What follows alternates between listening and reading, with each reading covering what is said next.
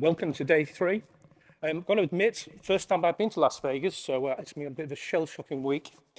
Got to say, isn't it amazing the amount of technology on the show here and the ingenuity? When you go over into that space, I was just saying to somebody else before, the amount of technology, if you bring your friends and family here, they'd be amazed at what we're actually achieving here.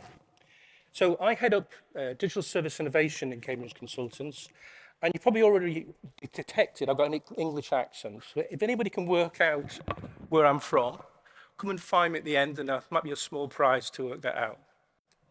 So for the next hour, what we're going to be talking about is the confluence of technology, humans, and then regulations. Now, myself, I'm going to talk, and Joe is going to talk afterwards, looking at how we bring humans and technology together to create the amazing thing we're doing in USA operations.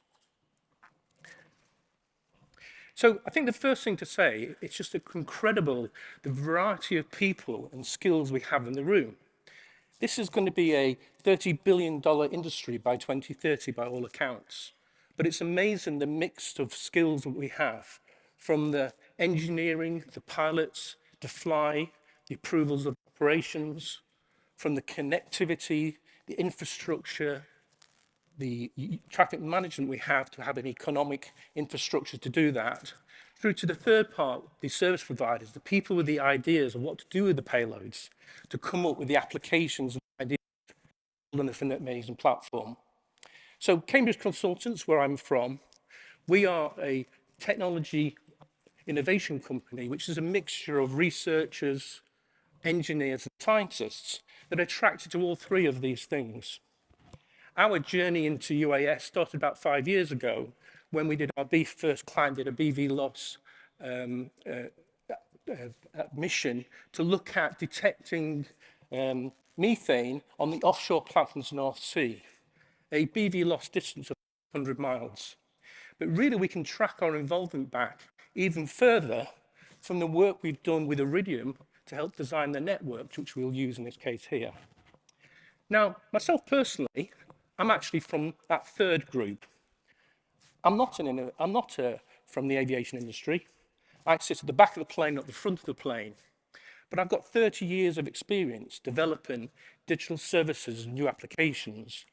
And I think there's many people like me are attracted to this environment because of the huge potential we have with the platform to build amazing services. I think we're going to see this ecosystem grow as we get more people see the maturity of this platform to do those things. So let me just ask the question where we are now in 2023 and take a snapshot. It's like a slightly more global view. Now, the first thing to say is that the situation in Ukraine, undoubtedly drones are having an amazing impact. Now, very unfortunate situations, but like many conflicts, there'll probably be a lot of learning will come out from that, which will downstream to this industry, despite all the unfortunate situations. In Europe, in the European Union, we've now got regulations in place called U-Space, and that is now in place. We've got countries like Switzerland, which is leading the way with a nationwide traffic management from their own authority. And in the UK, we now have a drone superhighway and corridor in place, which is 165 miles to communications and traffic management infrastructure to try out those trials, and that will be starting very soon. Here in the US, I almost feel like we've seen this maturing over the past few days.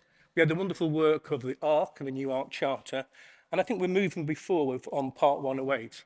And we're going to hear later from Lisa and the FAA folks about where we're getting to in that space. It was also mentioned yesterday that AI has leapt forward. Now, that's not specific to this industry, but it's undoubtedly going to flow through and have a huge impact, both in the payloads and the way we fly. But let me plan forward. Let's look and be bold and think of where we're going to be in 2050.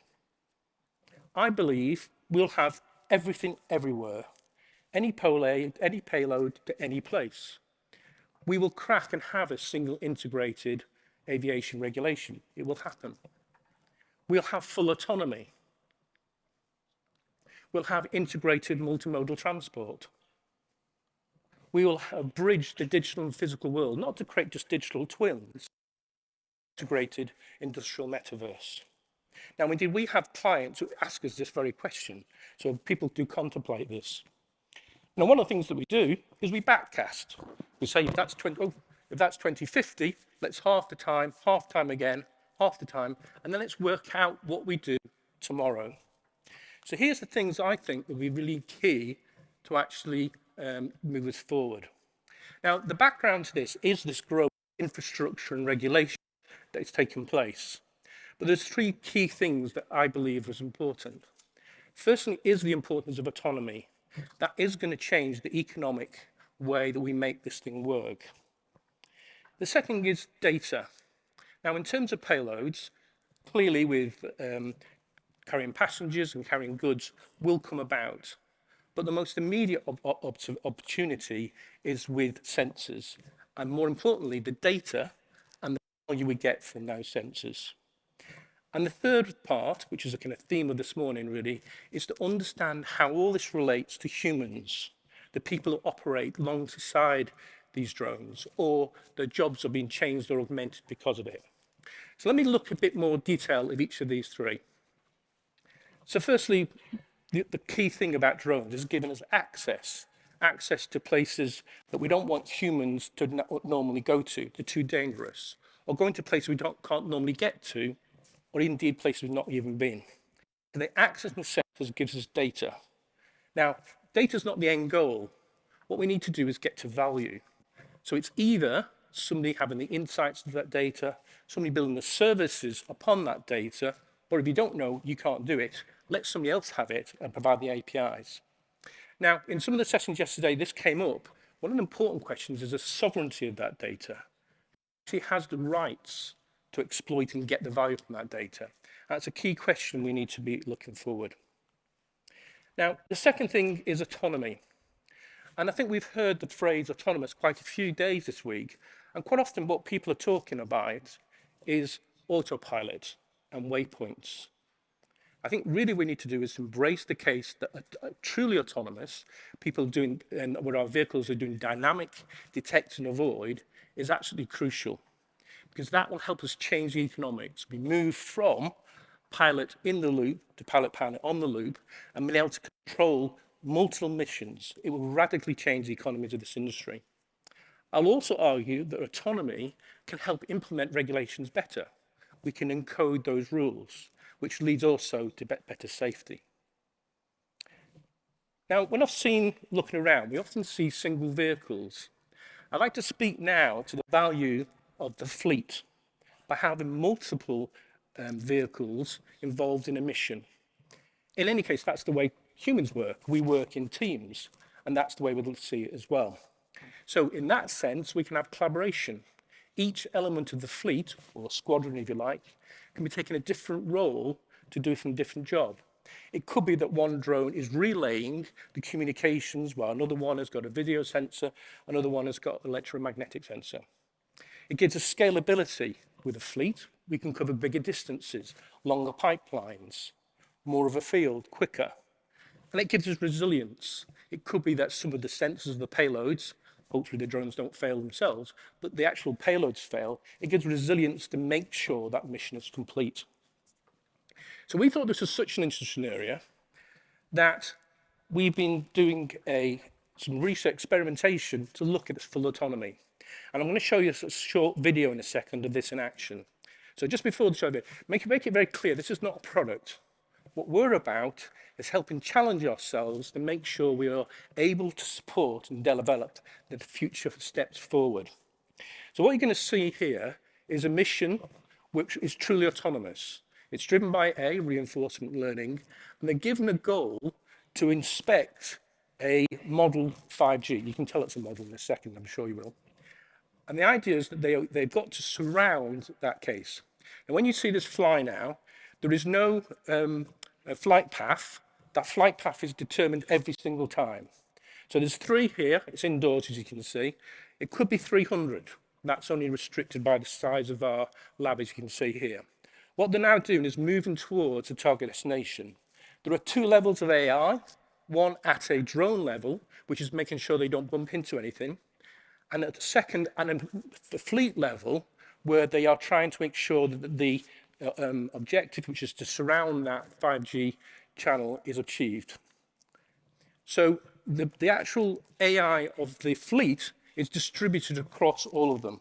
So you can see them here. They're now surrounding it and our model 5G tower. And then they would then return to base. They're missing the obstacles out and are now landing.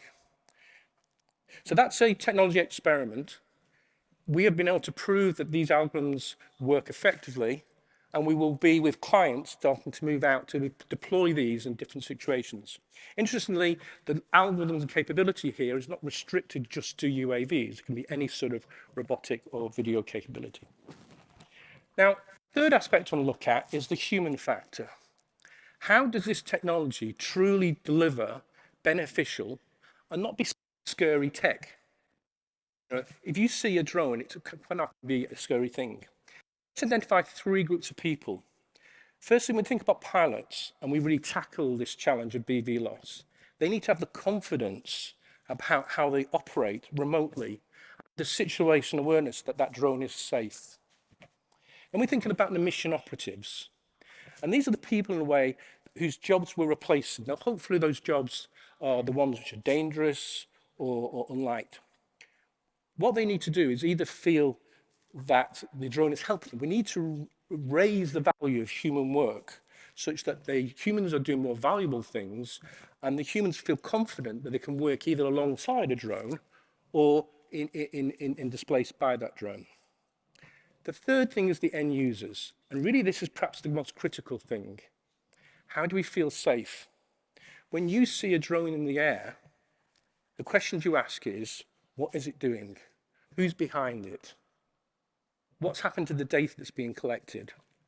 And I think the work that, for example, Brandon, I think, is going to talk about later on from looking at remote ID is absolutely crucial to this, that we need to have the trust and confidence about where it is. So if I can leave you with a final thought on this, I think the most important aspect of this is trust. How do we trust the autonomy that will keep us safe as we work alongside? How do we have the trust in the data that there is integrity and validity in that data? And how do we trust when we're working alongside it that we'll be kept safe in a piece? And I think as we work together as a community, as an ecosystem of people, working towards achieving that trust is absolutely vital. Thank you.